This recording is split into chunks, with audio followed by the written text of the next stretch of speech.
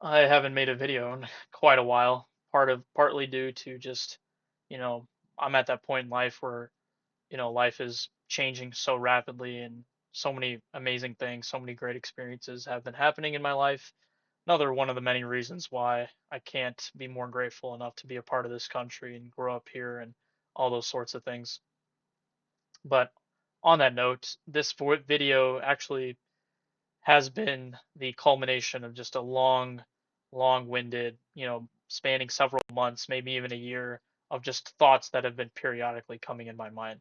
And I think it would all start back to 2024, where one of the policies that Donald Trump ran for his second term was this idea of cracking down on the border crisis, and more specifically using the phraseology of the largest deportation operation in American history. And I think it's funny, ironic at least, that a lot of people are saying, "Hey, Trump is lying. He's doing too much than he already said, and all these sorts of things." But he's been literally super open and honest during his entire campaign that he is deporting, the largest mass deportation operation in history.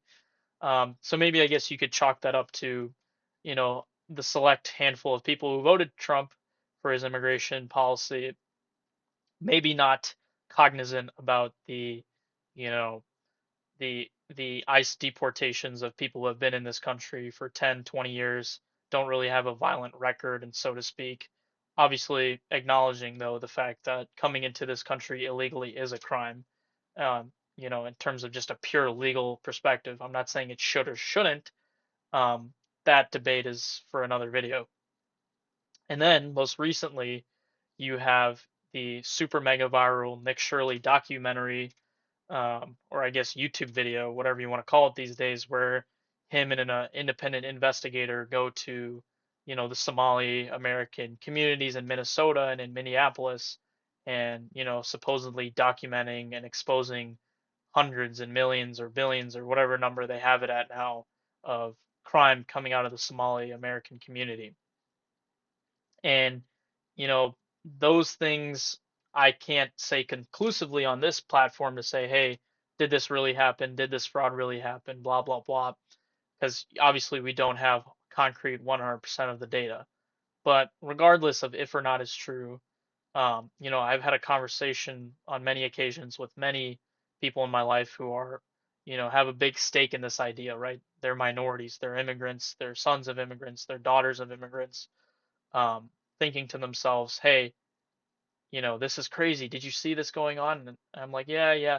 But the big thing that's been sticking with my mind recently is this idea that a fact about being American, I think this is very exclusive, about being an American. Obviously, maybe it's the same in other diverse countries, but it's this idea that, when I go out in the world, uh, my actions are going to, serve and play into a stereotype or a representation of the various identities or labels I get put on, be it Indian, be it, brown, be it male, be it Gen Z, whatever, college student, whatever the case is.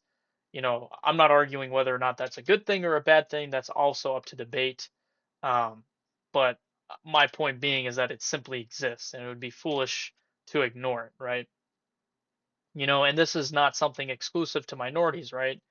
I think just being a minority in general makes it more probable just because, you have a small sample size, uh, to be politically incorrect. You have a small sample size of minorities, and, it's easier to categorize them in a certain group. That's just very instinctively human, right?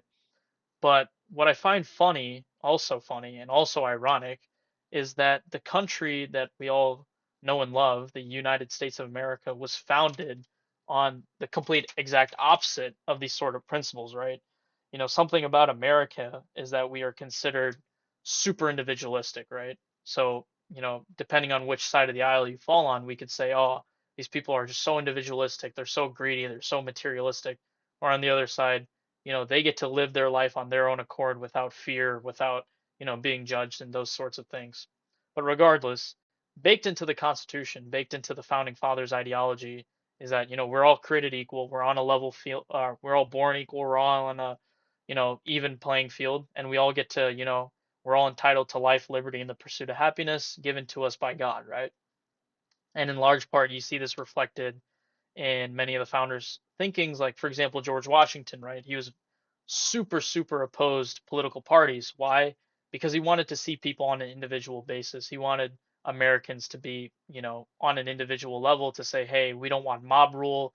We don't want these large factions of people who kind of represent this sort of Leviathan type, monster of just the same exact person, just made up of so many people. He didn't like that. But you're seeing in a day like today, naturally or instinctively, whether you're liberal or conservative, right, or neither, right? Whenever you look at research articles, whenever you're looking at data, Bureau of Labor Statistics, whatever the case is, okay, here's the black unemployment rate, here's the Indian unemployment rate, here's the average income of a white household, here's the average income of a household in Chicago versus, you know, Cincinnati or whatever the case you want to make is, right? So instinctively, it's politically acceptable to label and categorize people and make distinctions upon, race and things of that nature. Maybe you could have an argument to say, hey, gender and social class can be, shown differently because there are things inherently different. But if most people on the street would say, is there something different inherently, biologically, baked into you being Indian versus you being Chinese? Most people are going to say no. But yet we still have these metrics and nobody bats an eye. And I think that kind of goes to the crux of my argument today is that, how do we be pragmatic about this? How do we say, okay, we know that it's probably impossible to have this wholly utopian society where we only judge each other on an individual basis. I think, for better or for worse, the way that humanity has evolved up until this point, you're not going to get rid of this idea of, okay, he's Indian, she's Chinese, right? It's not going to happen. So how do you be pragmatic about this? How do you be, you know, how do you come up with a solution? And I feel like this is the only normative statement I'm going to make, though I'm going to refrain from anything hard line because me myself, I'm still flirting with all these ideas.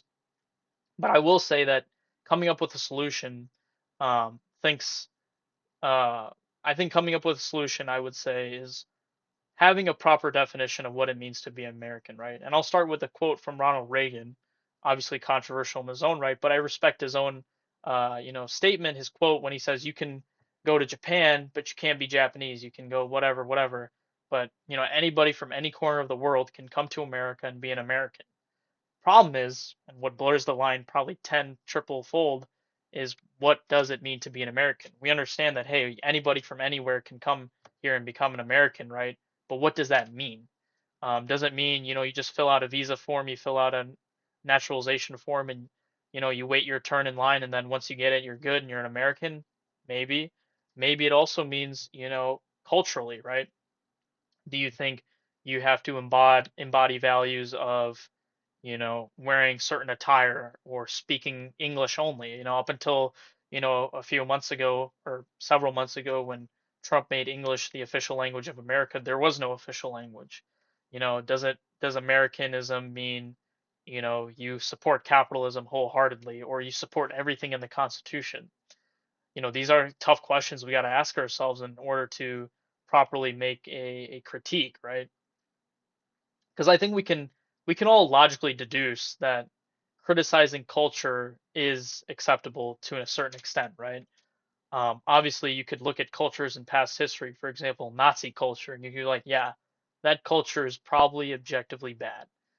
It's okay, fine. We now know that it is okay to criticize culture. It is logical in some regards.